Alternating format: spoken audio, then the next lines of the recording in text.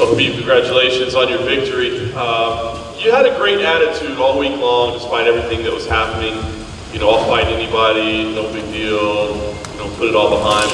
But honestly, now that's in the past, how tough was this week for you with the change in opponents, the distractions, everything? How difficult was it for you to keep your focus?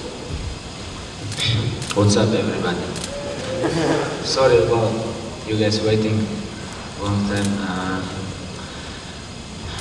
You know, like, if you cannot beat anyone in this division, like Max Holloway, Iaquinta, or Tony Ferguson, you know, like, you make weight, you already do very good training camp, you ready, and now, if you're gonna talk about, oh, this guy different stylistic guy, you know, I need like a couple months for training for this guy, how you can call yourself champion? If you're champion, if you wanna be champion, undisputed, undefeated, you have to can beat anybody, you know. And all week I stay calm, focused. I'm focused on me because I have to make weight, and because I'm ready.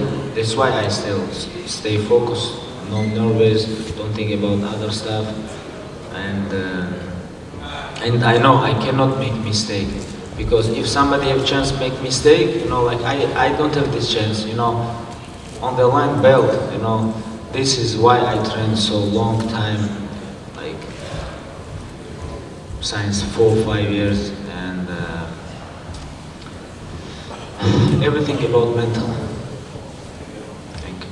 How satisfied were you with your performance this evening? It was very dominant, but you know, Al put on a good fight. He showed a lot of heart, a lot of courage. How satisfied were you with how you fought this evening?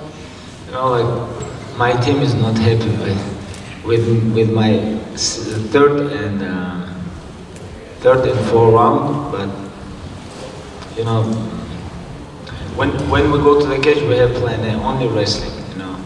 When I catch Iaquinta, to be honest, I think I can take him down anytime, but like in my mind, I think, hey, like even I fight right now, next fight I have to fight for the 5-round fights, you know, and I think, hey, I want to stay 5 rounds. I need to feel this. I need to feel this. Of course, I have a lot of fights, like 3-round fights, and after 3 rounds I feel great. And when I go to the cage, I think, hey, I want to stay a little bit 5 rounds, like watch what happened, like feel this distance, you know. Afterwards, you called out George St. Pierre, which was a little bit surprising for all of us. Why is that a fight that interests you? And are you saying that you would move up to 170 and fight him there? Are you inviting him to come down to 155 and challenge for your title? What's the plan? No, please, no 170 with George St. Pierre, no. You know, like, when I talked with my father, like 1 year ago, he told me his dream fight, me versus George St. Pierre. Because I remember when I grew up, like 11, 12 years ago, when I competition in Combat Sambo Dagestan Championship, like Junior Combat Sambo Dagestan Championship, he fight for the UFC title. And like when I grew up, I watched his fights, like all fights with my father, and he is greatest athlete who ever competed in UFC, middleweight, welterweight champion. And I hear about like he wanna come and fight in 155, take this belt, make history, become UFC 3 division champion, you know. Why not me versus George St. Pierre? Like if I beat Conor or if I beat George St. Pierre, which one is better for my legacy? Maybe for money is Conor, but for legacy, it's George St. Pierre, but we don't know about money too, because me versus George St. Pierre is gonna be big fight, you know. But only respect. But if you guys ask me about, hey, he have to come back or no, I'm gonna say no. He's 35 years old, he already greatest athlete UFC, you know, and why he need to come back, for what? And that's it.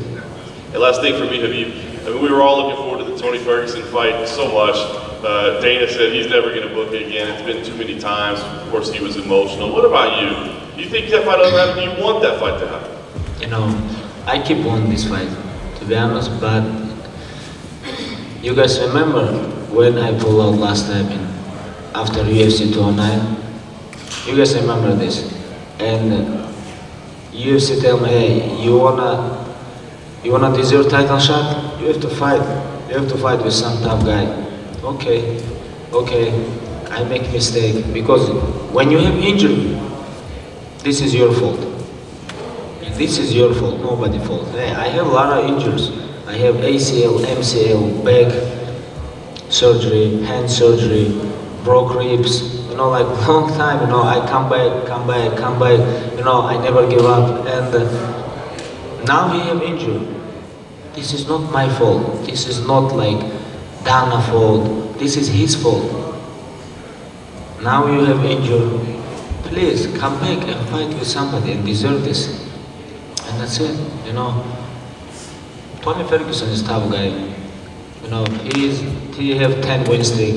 I don't want to talk about him trash or bad. I know he always talk trash. Like even he just pull out and he keep talking with somebody in Twitter. Hey, shut up. You pull out, he keep talking, like crazy. Because I told you guys, he is great fighter, but he's a little bit stupid. I don't understand this guy. And you wanna fight? Come back and deserve this. That's it. Khabib, congratulations, right over here. You've been trying for training for a title since you were a little boy. Does it feel like now that you've won it, that it relieved a burden from you because you've been chasing it for so many years? Like, do you feel relieved now that you finally have the belt sitting next to you? To be honest, Kevin, I can't believe this. Something happened, like everybody talk now we're champion, I need a little bit time. Yes, I have very long way, like I'm trained all my life with my father, like come here, sign contract, last 6 years, more than 6 years I'm with the UFC, I'm very happy about this, like you never know what's gonna happen tomorrow, and you have to stay loyal all the time with your team, with your coaches, with everybody who close with you, Sometimes like when you win belt, with belt coming like a lot of attention, a lot of money, like crazy stuff, a lot of crazy stuff, and I don't want this belt change. I want to stay focused. Like next month is Ramadan coming.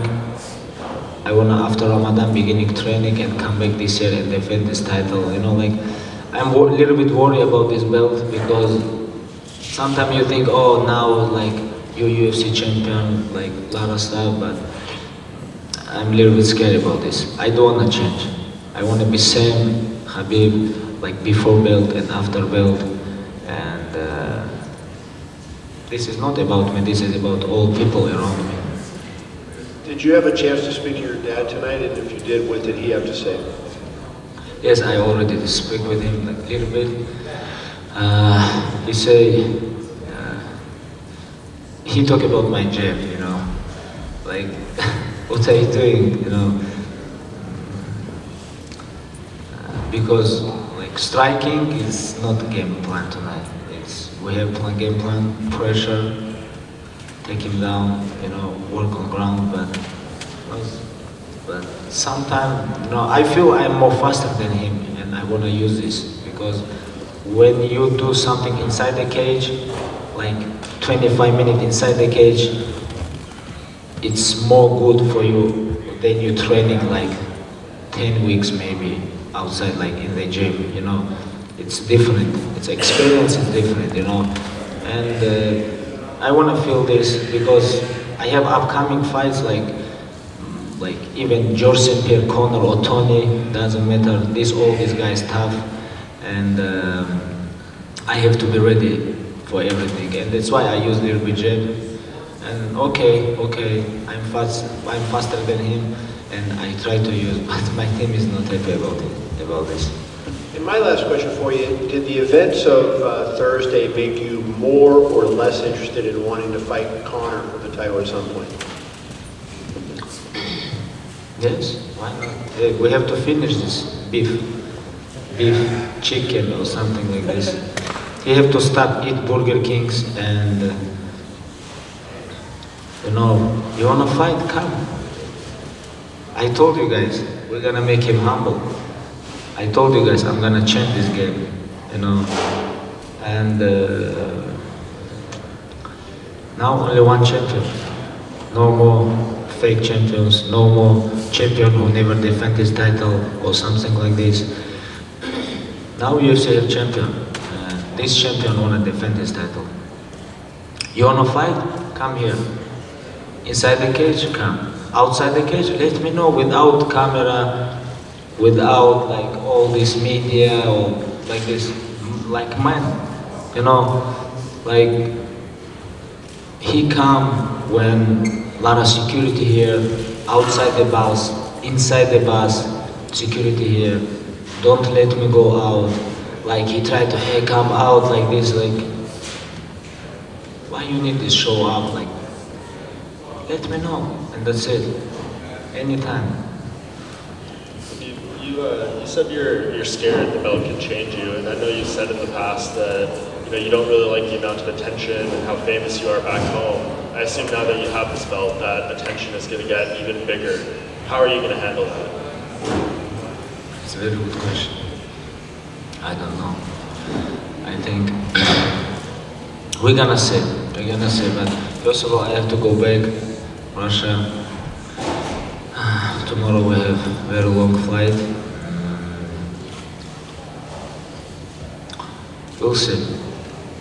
And we're talking about Tony, Connor, George St. Pierre. Do you think at the end of the day you're undefeated, you want to continue this run going, or do you think you fight all these guys before your career's over? I don't know, to be honest. I don't know. We'll see. Who is number one contender? Let's go. Over here on the left. Going back to this fight, if you could walk us through that very first takedown that you hit in the first round where you managed to get his ankle or his foot and managed to scoop off, because it seemed like he defended that very well. Can you walk us through that if you remember it? Can you give us the details on that very first Like takedown? how I take him down? Yeah. Just catch him. Like, to be honest, I didn't remember everything.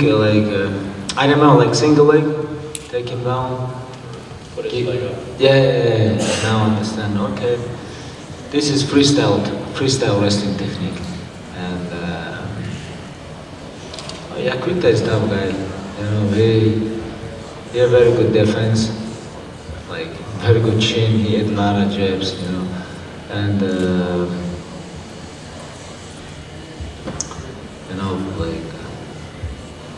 like about technique.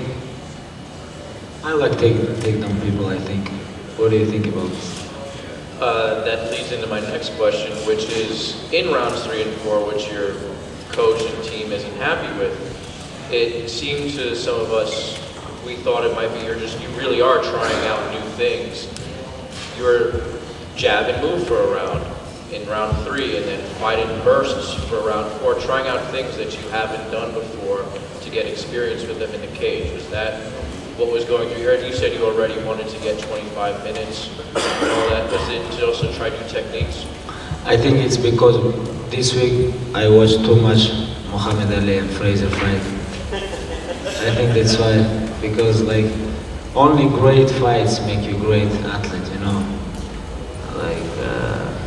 I think that's why I try to a little bit like move Muhammad Ali, but I have to watch how I move, like jab, move, jab, not hard punch, jab, move, jab, sometimes take down, jab, move.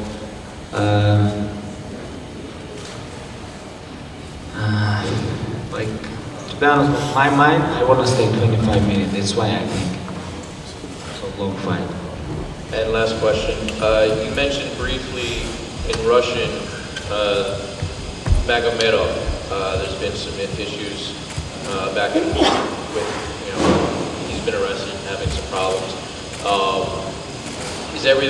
How do you see that working out with FMG, with his sponsorship of you? Is everything okay with that, the appeal in social media to Hope everything's okay with him. I hope, you know, our team helped a lot of athletes in Russia, and we have very big team, Eagles MMA in Russia, and you know, but I hope he's okay. You know, we pray for him, and we'll see what's gonna happen. We will see. Khabib, what were you saying to Al in the early portion of the fight? It seemed like you were talking to him. What were you saying to him? With Iaquinta? Yeah, what were you Yeah, saying? we talked a little bit. Like I give him jab, 1, 2, 3, 4. I said 4. He said 1 more, and I give him fake, you know. And I said no, you know, like little bit talk. I talk with Metzera a little bit. What did you say to him? Like I take him down. Metzera give him like good stuff. Do this, like. And I think okay, it's working, you know, like. And I talk with him like a little bit, like good job, man, like this. You know, like it's fun. You know, like if you can speak with your opponent, like play his with mind. You know, if this work, why not? You know, why not? And but with Iaquinta, it's not working. I feel it's not working. He keep going. He is real Brooklyn gangster. He's not Burger King. He's real gangster. You know, come here and fight like mine. You know, big respect for him because I watch all his fights. Like even like not this weekend or before, I follow him too. You know, like when he fight Masvidal, Sanchez, Pearson, Lozon, Kevin Lee, even a lot of tough guys. You know, 5-win streak, and much respect him. You know, he take this fight, and thank you so much for him.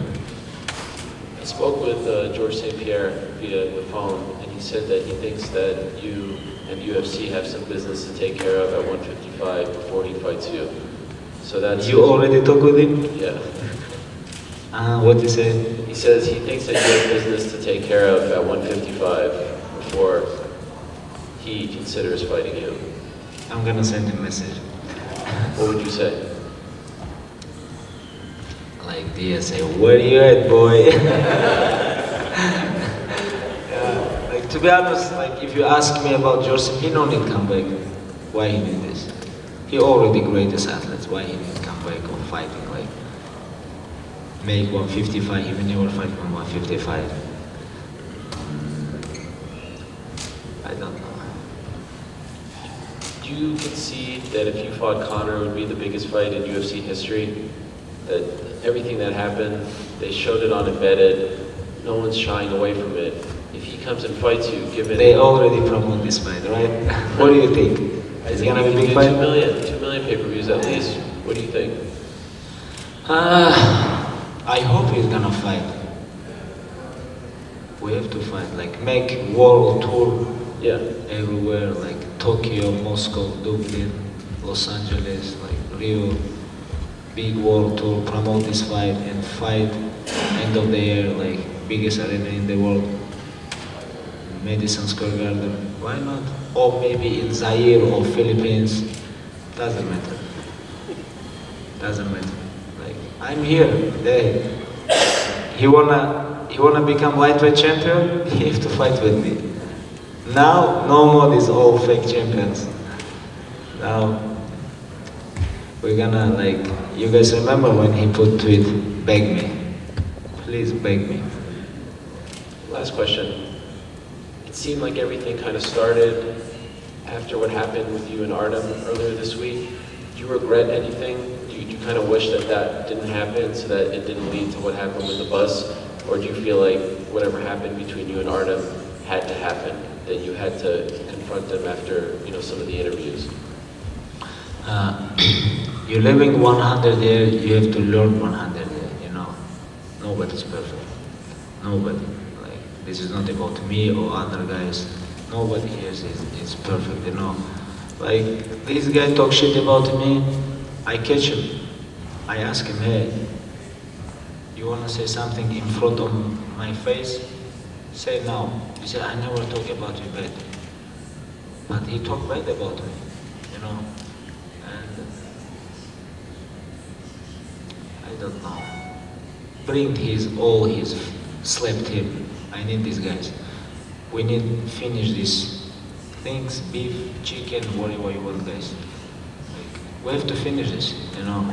It's gonna be very big fight. It's gonna be very big fight, I think. Let's go. I'm ready for this, you know. November, September in Moscow, November, New York, anytime. Let's go. Let's fight in Africa or somewhere. I'm here. Thank you.